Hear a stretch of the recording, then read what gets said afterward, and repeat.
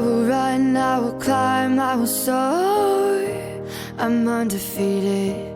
Oh, jumping out of my skin, pull the cord. Yeah, I believe it. Oh, the past is everything we were. Don't make us who we are.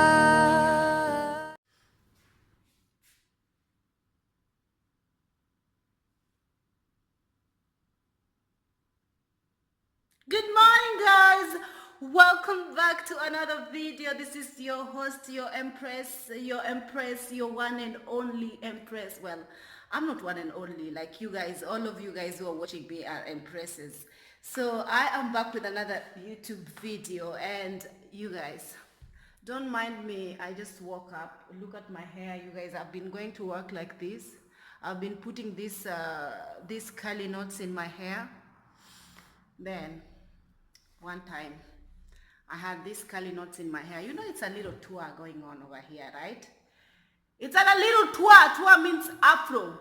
So one girl, she had the nerve to stop me by the gate. You know, she's a South African. She's South African. So when I was going to work, she felt like she needed a word with me because apparently, according to her, my hair was not up to standard. According to the Flight Attendant Grooming Association, LLC, my hair was not up to standard. So she was like, can I please have a word with you? Then I was like, okay. By the way, she's a dark skin. She's an African, South African woman. So she was like, did you even comb your hair before you came to work? I was like, what do you mean? What do you mean, Mama? What do you mean? She's like, oh, well, I see your hair is not groomed. Like, don't tell me you decided to come out of the house with your hair like that. I was like, by the way, where are you going to today? Where are you going to? I'm actually going to London, she said. And I am going to Manchester. So today, because you are not the boss of me, and you are not the cabin manager of my flight, what position are you standing for you to actually give me an advice regarding my grooming? I do not understand. Then she was like, well, you know, la la la. I was like, are you now grooming squad, grooming manager, grooming instructor? What are you? What are you? And then she was like, no, your hair is just like, I'm just telling you, like, I just feel like, you know what? Just keep it to yourself. Just keep it moving and have a safe flight. My hair is okay the way it is. Thank you very much for pointing it out. If at all you saw any blanket strands on my hair, that is the only time you are allowed to actually let me know that I have blanket strands on my hair. But when it's like this, the way it is, especially,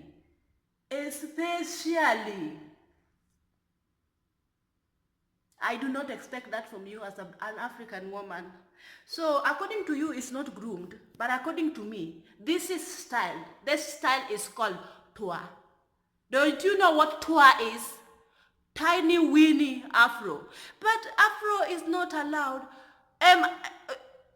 Who is not allowed to have their natural hair to work?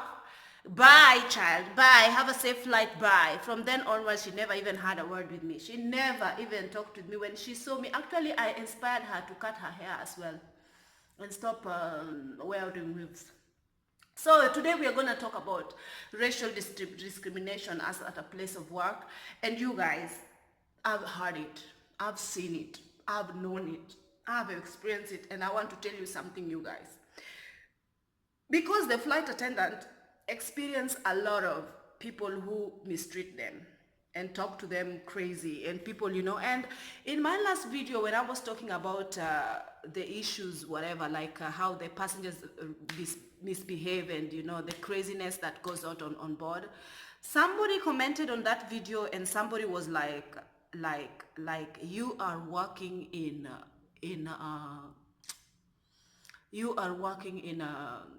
customer, whatever, you need to take the heat. If you cannot take the heat, then that means that place is not for you.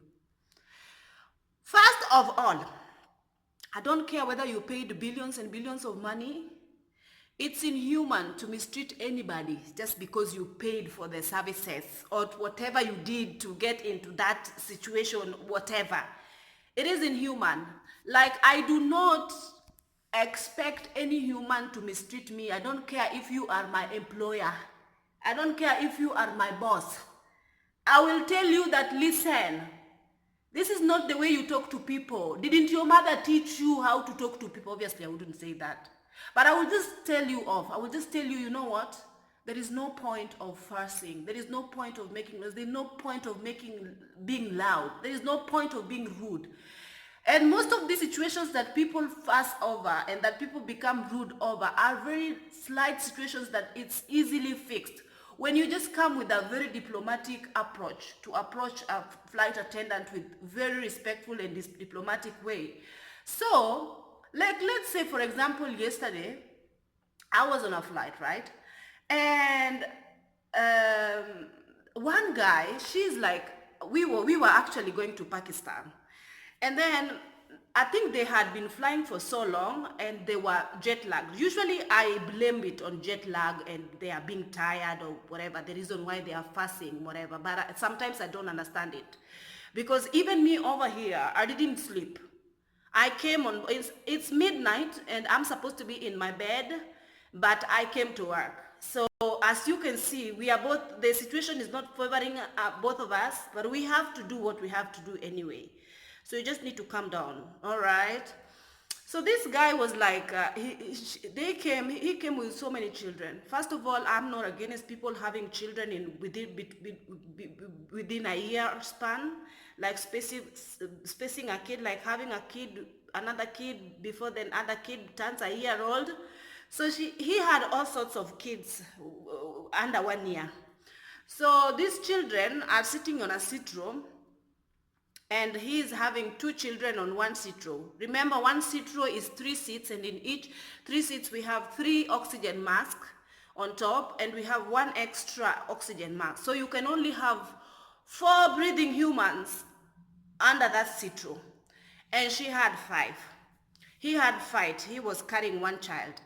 So we were like, sir, you need to change your seat because you cannot, we have only 4 masks here. So we were almost pushing back, we were almost taking off. And then this guy, first and foremost, they were traveling, they were just naughty people, like rowdy and very naughty and just rude, outright rude. Like, if a flight attendant is asking you something, she's not asking you something to do her a favor. She is there trained for your safety, for your, just for your overall safety. And if she's asking you to do something, she's not asking you because it's favoring her. It's actually favoring your ass when she's asking you to do that. So this guy was like, you guys are so unprofessional. Why? She's telling this to my boss. Why did you give me this seat if you knew that there was not enough oxygen mask?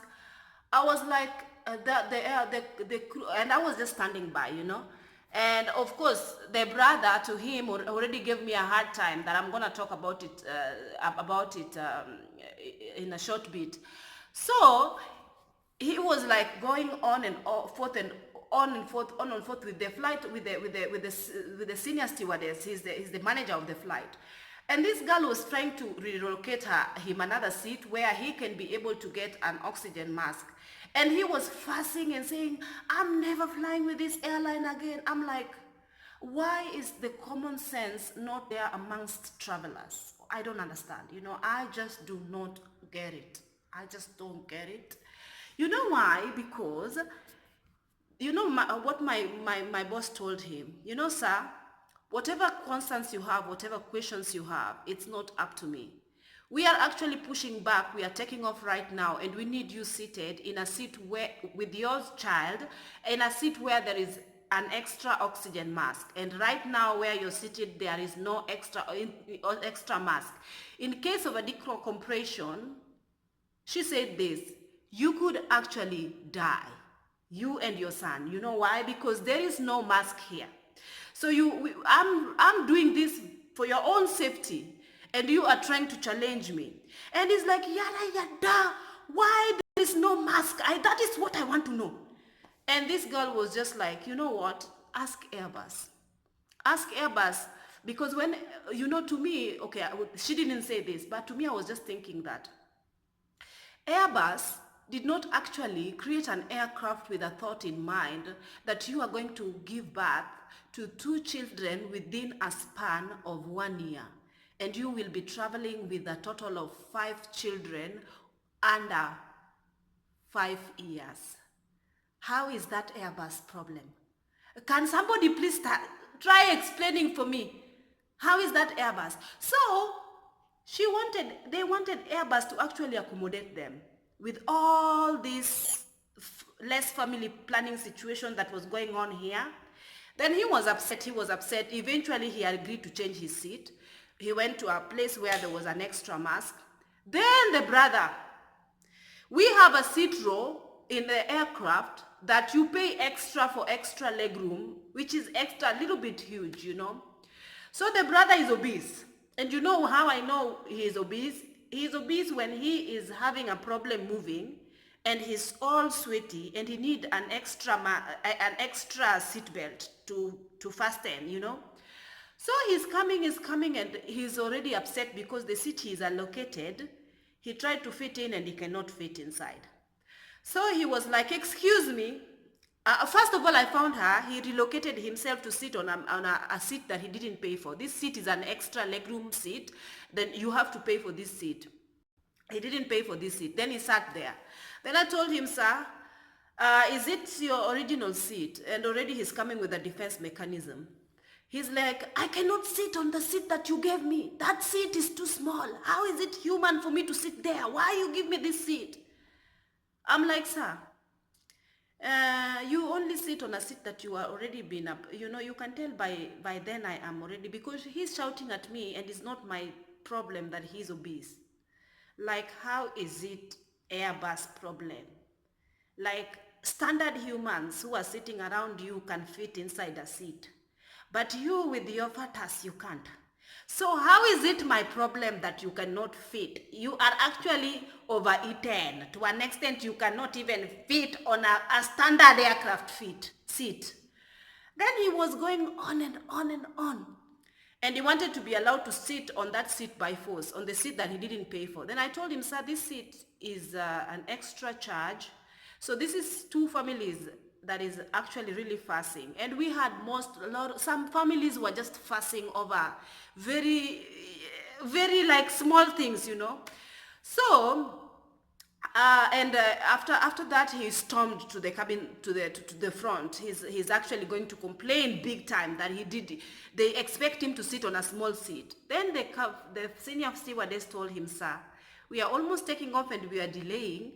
It's either you sit on the seat that you are allocated or you get out of the aircraft, because we can only accommodate you in a standard seat. If you want an extra seat, you need to pay for it. And as it is, you're not willing to pay, but you want to be given a bigger seat, yet you didn't pay for a bigger seat. You paid for a standard seat. And then he was like, this airline, yada, yada. Then we were just like, how is it an airline problem? So you guys, with the discrimination, I've noticed that after most of the flight attendants, they come to work, and you guys, you can say as much, somebody can say as much as possible that when you're working in such a field, you have to take whatever comes. No human being has to take an humiliation in whichever place of work. It doesn't matter if you are being paid $1 million to survive in that place. And another human can just come and treat you like you are shit just because they paid some money to get from point A to point B. It doesn't work like that. To me, this is what I think. And most flight attendants get so much, like, let me just say that I'm just gonna be honest here. I personally, I'm not a racist. But you guys, there is a certain group of people that fly within the Gulf region and within the Asian region, the most passenger profile, they behave ridiculously, and they treat people like crazy, you know. And because of their profile and the way they act, the way they behave, whether be it they don't know how to use the toilet, you find that someone is like just peeing all over the place. You know, this is his equipment, you know, these pennies. But then he's peeing, and he's like peeing out of control. The penis is just sprinkling urination everywhere. Even on the roof of the aircraft, you know, toilet. So you find that these people, the way they will use a toilet in their house, I don't understand whether in their house they I am not against people washing their private parts after using the toilet. I feel that is the most hygienic way of handling it anyway. But when you have to do it and sprinkle water all over the place, you know, and it is written, there is a little bit of, a couple of notices written in the toilet, please clean after use as courtesy to the rest of the passengers. And you find there are certain destinations, I'm not mentioning these destinations, you find that people, they don't know how to, like, things are written in, you know, like they don't even go do their business and ask if they did not find the flash button. Ask the flight attendant where is the flash button so that they can flash it themselves. You find that if you were busy between the services and you did not check toilet, you find that the toilet bowl is full. These people don't actually even flush their toilets after use. And you find that in most of these destinations, people are just crazy in a sense of they are acting very funnily. Like, you give them food, it's not enough. You give them a drink, it's not enough. You give them a second drink, it's not enough. They want another one and another one and another one. And they are run out of the drink. They are run out because it's very normal to run out of things, you know. We don't have enough storages to store every single, you know, we don't have in the aircraft. So we have, you know, we have minimum things that we need to use, but you don't overindulge on board just because it's complimentary. You don't do it. But there are people who just like, they get 2 drinks and it's not enough. They complain over this and that. So they give cabin crew such a hard time. So you find that most cabin crew have such are they are actually, some cabin crew are actually really racist towards towards certain people, because certain group of people, because of the way they behave, and also the way they behave, like, it's crazy. Like, you have nightmares when you are thinking of doing these certain destinations. You are like, I don't want to do it. I don't want to do it. Why did I sign up for this? I don't want to do it. And this is how it is. Like, you find that without even wanting to, like, there was a time, this girl, I'm personally not racist, because I think that there is no point of me being racist, because I know that these people act like this maze. But I don't understand, because sometimes even me, honestly, I don't understand, because most of these people, they are very civilized. Some of these people, if you are a worker, a poor worker, like for example, somebody who works in the labor camps, or, you know, I would understand. But most of these people, some of them are traveling, coming from the UK, coming from America, coming from all over the place. But still, I feel like in the US, people are more open-minded, and they should act differently. But they are the ones who are actually like, I feel like, honestly, these kind of people come with very, like, defense mechanism, because all over the place, or most of the places in the world, they get treated unfairly. Like, people are very discriminatory against them, so they come with defense mechanism. So they just like to yell, or like to defend themselves, or like to, you know, like being rude without even realizing that they are. Like for example, yesterday, 2 crew, because I was working in economy, usually I'm a business class crew, But when I have to work on a narrow fleet, I have to be in economy to coach the crew in economy. So lately I have been doing most of this coaching, like most of these economy flights, because I am the most senior anyway. So I have two crew, we have three cats in the cabin. So I have two, I am the first cat, there's a second cat, and then there's a third cat. So when I'm doing the service, I have my zone as in my area. These two crew have their area as well. So you can imagine they had already asked for drinks, and and I'm the one, now I'm passing to just give them whatever extra drinks I have in my, extra, because they want extra as usual. And then this guy, there's already two cats that has passed. So remember, he's been given his choice of drink. The second cat passed, gave him another drink. So I was the third cat. And by the time I reached him, I already ran out of everything. So he asked me, first of all, the guy by the aisle was like, give me Sprite. Where is please and thank you? Where is please give me, may I, where did it go? Give me Sprite. So I was just like, I ran out of Sprite. I don't have Sprite here. Then there is a couple of people who behind me, they are pushing me because they want to go to the toilet. So in my mind, automatically, I know that these people have been served. They want extra Sprite, which I don't have. I have to take my cat in the beer. So when I told them I don't have Sprite right now, I went to the back straight away. But before I went, the guy next to him started yelling. He was yelling and he was telling me, if you don't have, why haven't you offered him another option? Why did you just tell him you don't have and that's it? Why didn't you tell him to get something else? I said to him, sir, it's because I don't have anything else in my cart. My cart is empty at the moment. But you don't just tell him you don't have. You tell him I was like, Ruby, calm down. Calm down, calm down, calm down, calm down. Then I say to him, sir, because he's yelling, of course, now my meter is probably going up because I've had enough of this yelling people on this one flight. So, and the kind of things they're yelling about is very small things to be fixed.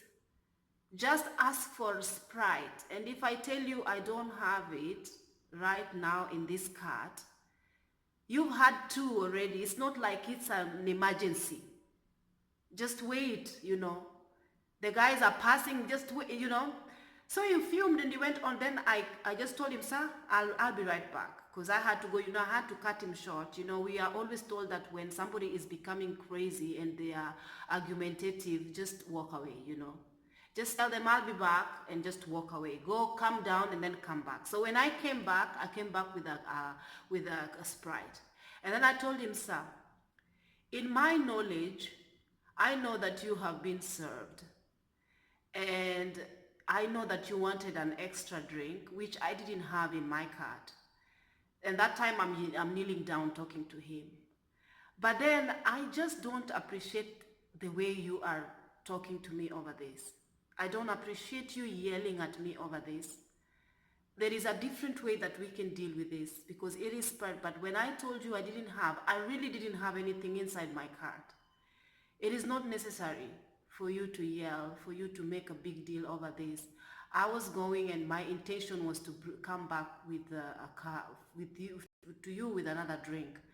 And he was like, I apologize if I came out. I say, well, I do apologize as well because I do not understand exactly what I did. I just told you that I didn't have it in my cart. And the way you acted was a bit like, I was shocked because I just came here and I haven't even had a talk to you, encountered you. And it just seems like you just came, and attacked me. And sorry, I didn't mean to attack, my uncle is a very respectable person in the community. And if he asks you for something, you don't tell him you don't have, you have to give him straight away. I would do that, sir, if I had it with me. If I don't have it with me, you're gonna have to, I know I should have told you to actually wait a little bit, but I didn't. But because I was in a rush, I just told you I didn't have it, and my intention was to go and get it for you.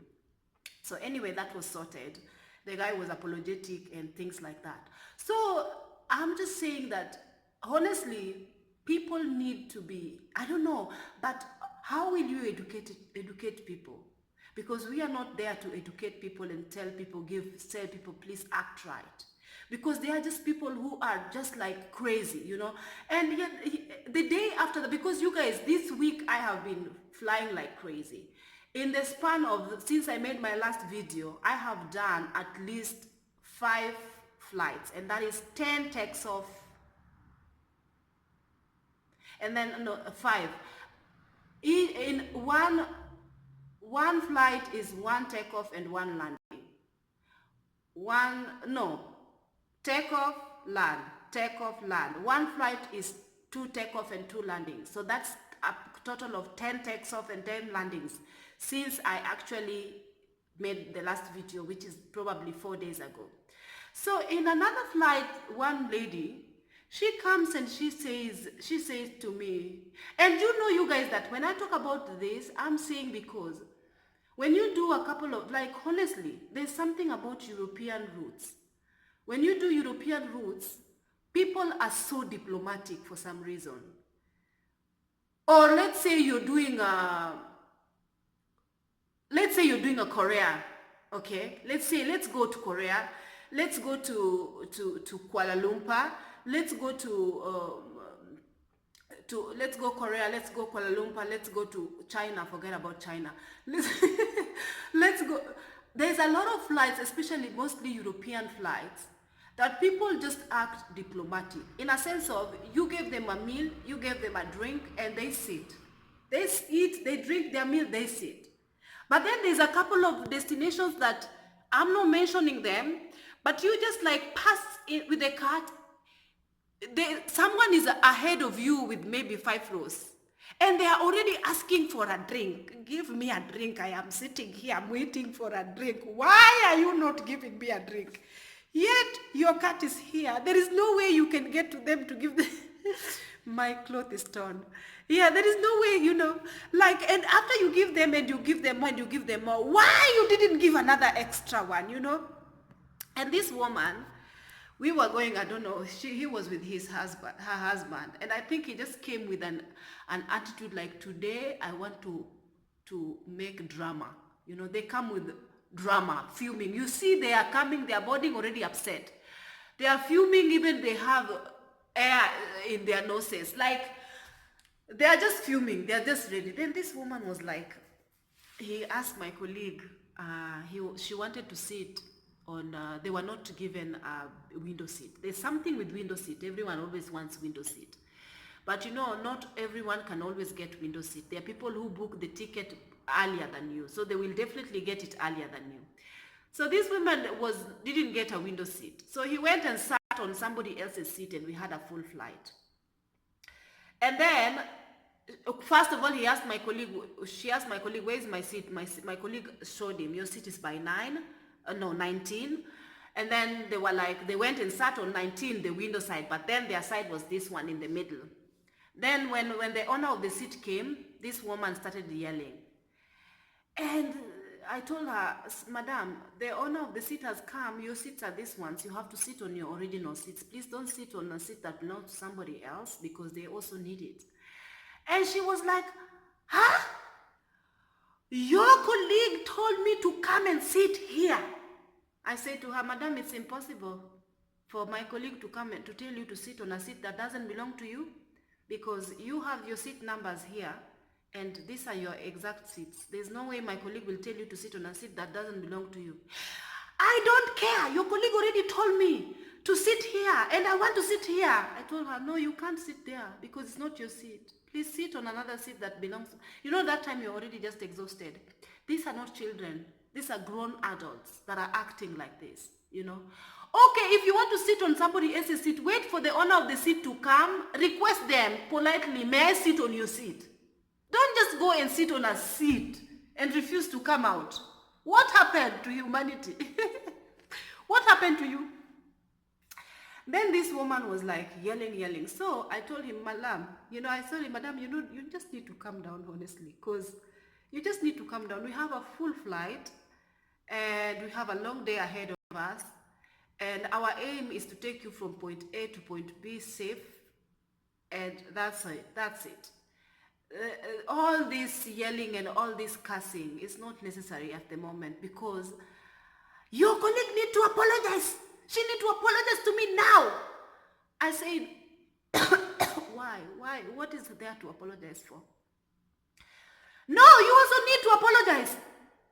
I'm like, just please sit on your seat. Just sit on your seat. You are ready to take off. Sit on your seat and that's it. I'll talk to you later.